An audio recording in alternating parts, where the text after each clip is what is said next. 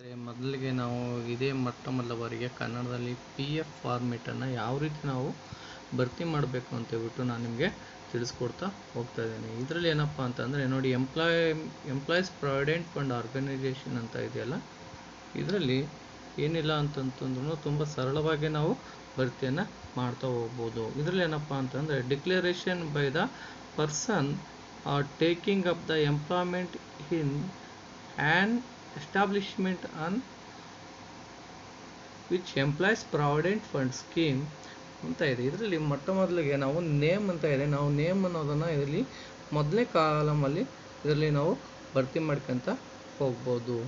ಅದ ನಂತರ ಏನಪ್ಪ ಅಂತಂತಂದರೆ ತುಂಬ ಸರಳವಾಗಿ ನಾವು ಭರ್ತಿ ಮಾಡ್ತಾ ಹೋಗ್ಬೋದು. ಇದರಲ್ಲಿ ಡೇಟ್ ಆಫ್ ಬರ್ತ್ ಅಂತ ಬರುತ್ತೆ. ಡೇಟ್ ಆಫ್ ಬರ್ತಲ್ಲಿ ಒಂದು ಡೇಟು, ಮಂತು ಮತ್ತು ಇಯರ್ ಈ ರೀತಿಯಾಗಿ ನಾವು ಭರ್ತಿ ಮಾಡ್ತಾ ಹೋಗ್ಬೋದು.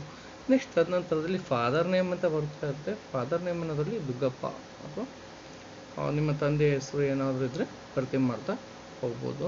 ಇಲ್ಲಿ ರಿಲೇಷನ್ಶಿಪ್ ದ ರೆಸ್ಪೆಕ್ಟ್ ಅಬೌವ್ ಅಂದರೆ ನಿಮ್ಮ ಫಾದರ್ ಅಥವಾ ಮದರ್ ಅದರಲ್ಲಿ ನಿಮ್ಗೇನು ರಿಲೇಷನ್, ಫಾದರ್ ಆಗ್ಬೋದಾ ಅಥವಾ ಹಸ್ಬೆಂಡ್ ಅಥವಾ ವೈಫು ಅಥವಾ ನೀವು ಯಾರ್ದಾದ್ರೂ ಹೆಸರು ಬರೆದ್ರೆ ಅದನ್ನು ನಾವು ರಿಲೇಷನ್ಶಿಪ್ಪನ್ನು ನಾವು ಬರಿತಾ ಹೋಗ್ಬೇಕಾಗುತ್ತೆ. ನೆಕ್ಸ್ಟು ಜೆಂಡರ್, ಮೇಲ್ ಅಥವಾ ಫೀಮೇಲ್, ಇವು ಮೇಲ್ ಅಥವಾ ಫೀಮೇಲ್ ಆಗಿ ನೀವು ಭರ್ತಿಯನ್ನು ಮಾಡ್ತಾ ಹೋಗ್ತೀರಾ.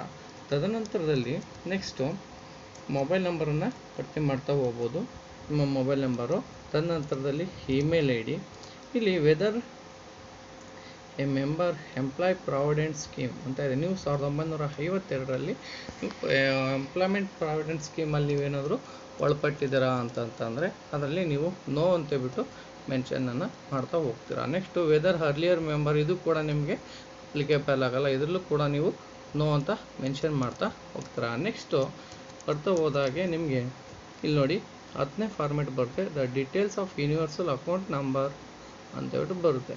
ಇಲ್ಲಿ ನಿಮ್ಮದು ಇದಕ್ಕಿಂತ ಮುಂಚೆ ನೀವು ಇದು ಪಿ ಎಫ್ ಫಾರ್ಮೆಟಲ್ಲಿ ನಿಮಗೆ ಒಂದು ಅಕೌಂಟ್ ನಂಬರ್ ಕೊಟ್ಟಿರ್ತಾರೆ. ಆ ಅಕೌಂಟ್ ನಂಬರನ್ನು ನೀವು ಕೂಡ ಇಲ್ಲಿ ಮೆನ್ಷನ್ ಮಾಡ್ತಾ ಹೋಗ್ಬೋದು. UAN ಅಂತ ಇದೆಯಲ್ಲ ಅದರಲ್ಲಿ ನೀವು ಮೆನ್ಷನ್ ಮಾಡ್ತಾ ಹೋಗ್ತೀರಾ.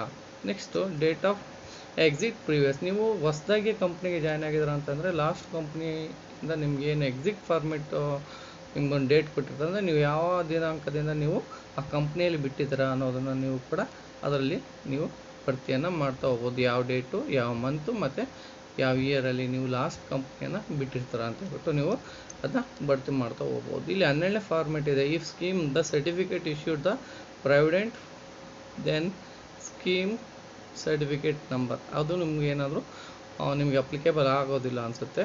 ನೆಕ್ಸ್ಟು ಅದರ್ ಡೀಟೇಲ್ಸಲ್ಲಿ ನೀವು ಇಂಟರ್ನ್ಯಾಷನಲ್ ವರ್ಕರ್ ಅಂತಂದರೆ ಬೇರೆ ದೇಶದ ನೀವು ಒಬ್ಬರು ಕಾರ್ಮಿಕರಾಗಿದ್ದಾರೆ, ಅದರಲ್ಲಿ ಎಸ್ ಅಂತ ಇದ್ದರೆ ನೀವು ಏನಾದರೂ ದುಬೈಯಿಂದ ಅಥವಾ ಬೇರೆ ಬೇರೆ ಕಂಟ್ರೀಸ್ಗಳಿಗೆ ಏನಾದರೂ ನೀವು ಜಾಯಿನ್ ಆಗಿದ್ರಿ ಅಂತಂದರೆ ನೀವು ಎಸ್ ಆಗಿ ಕೊಡಬೇಕಾಗತ್ತೆ. ಅದಕ್ಕೆ ಸಂಬಂಧಪಟ್ಟಂಗೆ 13ನೇ ಕಾಲಮಲ್ಲಿ ನೀವು ಯಾವ ದೇಶ ಅಂತೇಳ್ಬಿಟ್ಟು ನೀವು ಕೂಡ ಭರ್ತಿಯನ್ನು ಮಾಡಬೇಕಾಗತ್ತೆ. ನೀವು ಇದೇ ನಮ್ಮ ಇಂಡಿಯನ್ ಓನ್ ಕಂಟ್ರಿ ಅಥವಾ ಓನ್ ಸ್ಟೇಟಲ್ಲಿ ಆದರೆ ನಿಮಗೆ ಇದು 13ನೇ ಫಾರ್ಮೆಟಲ್ಲಿ ನಿಮಗೆ ಅದು ಅಪ್ಲಿಕೇಬಲ್ ಆಗೋದಿಲ್ಲ, ನೋ ಅಂತೇಳ್ಬಿಟ್ರೆ ನಿಮಗೆ ಬರ್ತಾ ಹೋಗುತ್ತೆ.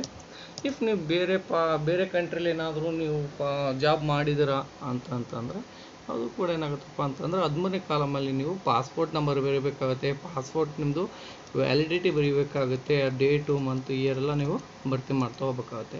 ನೆಕ್ಸ್ಟ್ ಇಲ್ಲಿ 14ನೇ ಫಾರ್ಮೇಟಿಗೆ ಬಂದರೆ ನೀವು ಎಜುಕೇಷನ್ ಕ್ವಾಲಿಫಿಕೇಷನ್, ಇಲ್ಲಿ ಇಲ್ಲಿಟ್ರೇಟ್ ಅಂದರೆ ನೀವು ಓದೇ ಇಲ್ಲ ಅಥವಾ ನಾನ್ ಮೆಟ್ರಿಕ್, ನೀವು 10ನೇ ಕ್ಲಾಸಿಂದ ಒಳಗಡೆ ಓದಿರ್ತೀರ, ಅಥವಾ ಮೆಟ್ರಿಕ್ ಅಂದರೆ 10ನೇ ಕ್ಲಾಸು, ಸೆಕೆಂಡರಿ ಅಂದರೆ ಸೀನಿಯರ್ ಸೆಕೆಂಡರಿ ಅಂತಂದರೆ ನೀವು PUC ಆಗಿದ್ದರೆ PUC ಮೆನ್ಷನ್ ಮಾಡಬೇಕಾಗುತ್ತೆ. Graduate, degree, post graduate, double degree ಆಗಿರ್ಬೋದು, ಅಥವಾ ನೀವು ಡಾಕ್ಟ್ರೇಟು ಅಥವಾ ಏನಾದರೂ ಬೇರೆ ಅದರ್ ಪ್ರೊಫೆಷನಲ್ ಇದ್ದರೆ ಯಾವುದಕ್ಕಾದ್ರೂ ನೀವು ಓಕೆಯನ್ನು ಕೊಡ್ಬೋದು. ಇಫ್ ನೀವು ಏನಾದರೂ ಸೆಕೆಂಡ್ PUC ಓದಿದ್ದೀರಾ ಅಂತಂದರೆ ಸೀನಿಯರ್ ಸೆಕೆಂಡರಿ ಅಂತೇಳ್ಬಿಟ್ಟು ಅದಕ್ಕೆ ನೀವು ಭರ್ತಿ ಮಾಡಬೇಕಾಗುತ್ತೆ.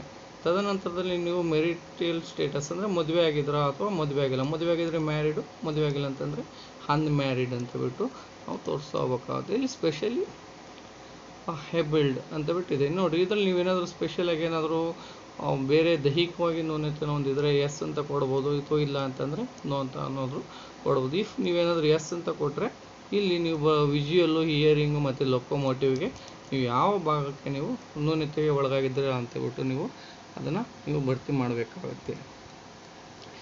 ನೆಕ್ಸ್ಟು ಇಲ್ಲಿ ನೋಡಿ KYC ಡೀಟೇಲ್ಸ್, ಇದು ತುಂಬ ಮಸ್ಟ್ ಆ್ಯಂಡ್ ಶುಡ್ ಆಗಿ ತುಂಬ ಇಂಪಾರ್ಟೆಂಟ್ಸ್ ಆಗುತ್ತೆ. ಇದರಲ್ಲಿ KYC ಯಲ್ಲಿ ನಿಮ್ಮದು ಬ್ಯಾಂಕ್ ಅಕೌಂಟ್ ನಂಬರ್ ಅಂತ ಬಿಟ್ಟು ಭರ್ತಿ ಮಾಡಬೇಕಾಗುತ್ತೆ. ಇಲ್ಲಿ ನಂಬರ್ ಅಂತ ಇದೆ, ಇಲ್ಲಿ ರಿಮಾರ್ಕ್ ಇಫ್ ಎನಿ ಅಂತ ಬಿಟ್ಟು ನಿಮಗೆ ಬರ್ತಾ ಹೋಗುತ್ತೆ. ಇದರಲ್ಲಿ ನೀವೇನು ಭರ್ತಿ ಮಾಡ್ತಾ ಹೋಗ್ಬೋದಪ್ಪ ಅಂತಂದರೆ ಬ್ಯಾಂಕ್ ಅಕೌಂಟ್ ನಂಬರಲ್ಲಿ ನೀವು ಯಾವ ಬ್ಯಾಂಕಲ್ಲಿ ಇನ್ ಕೇಸ್ ನೀವು ಕೆನರಾ ಬ್ಯಾಂಕ್ ಆಗಿದ್ದರೆ ಕೆನರಾ ಬ್ಯಾಂಕ್ ಅಕೌಂಟ್ ನಂಬರ್ನ ಭರ್ತಿ ಮಾಡಬೇಕಾಗುತ್ತೆ.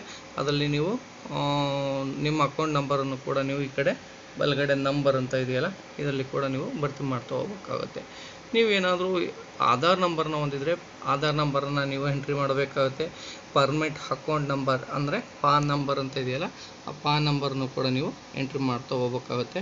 Passport number, driving licence, election card, ration card, ESA card ಈ ಥರ ಎಲ್ಲ ಇದ್ದರೆ ಯಾವುದಾದ್ರೂ ನೀವು ಭರ್ತಿಯನ್ನು ಮಾಡಬೇಕಾಗುತ್ತೆ. ನೆಕ್ಸ್ಟು ಇಲ್ಲಿ ನೋಡಿ, undertaking I certify all the information given above the true and the best my knowledge and ಅಂದರೆ ಮೇಲ್ಗಡೆ ನಾನು ಬರೆಯಲ್ಪಟ್ಟ ಎಲ್ಲ ಮಾಹಿತಿಗಳು ಸತ್ಯವಾಗಿ ನೈಜವಾಗಿರ್ತವೆ ಅಂತ ಹೇಳ್ಬಿಟ್ಟು ಇದು ನಿಮಗೆ ಡಿಕ್ಲರೇಷನ್ ಇರುತ್ತೆ. ಈ ಡಿಕ್ಲರೇಷನಲ್ಲಿ ಡೇಟ್ ಬರೆದ್ಬಿಟ್ಟು ಇಲ್ಲಿ ಬಲಭಾಗದಲ್ಲಿ ನೋಡಿ ಸಿಗ್ನೇಚರ್ ಆಫ್ ಮೆಂಬರ್ ಅಂತ ಇದೆ. ತುಂಬ ಇಂಪಾರ್ಟೆಂಟು, ಇದು ಮಾತ್ರ ಸರಿಯಾಗಿ ನೀವು ಭರ್ತಿಯನ್ನು ಮಾಡಬೇಕಾಗತ್ತೆ. ಈ ರೀತಿಯಾಗಿ ಆಮೇಲೆ ಏನಪ್ಪ ಅಂತಂದರೆ ಈ PF ಫಾರ್ಮೇಷನನ್ನು ನಾವು ಈಸಿಯಾಗಿ ನಾವು ಭರ್ತಿಯನ್ನು ಮಾಡ್ತಾ ಹೋಗ್ಬೋದು. ಈ ರೀತಿಯಾಗಿ ಇರುತ್ತೆ, ತುಂಬ ಸರಳವಾಗಿರುತ್ತೆ. ಕನ್ನಡದಲ್ಲಿ ನಾನು ಮೊದಲಿಗೆ ನಿಮಗೆ ಸ್ಪಷ್ಟವಾಗಿ ನಾನು ತಿಳಿಸ್ಕೊಟ್ಟಿದ್ದೀನಿ ಅಂತ ನಾನು ಭಾವಿಸ್ಕೊಳ್ತೀನಿ. ಏನಾದರೂ ಇದ್ದರೆ ಕಾಮೆಂಟ್ ಬಾಕ್ಸಲ್ಲಿ ನೀವು ಮೆನ್ಷನ್ ಮಾಡಿ. Thank you.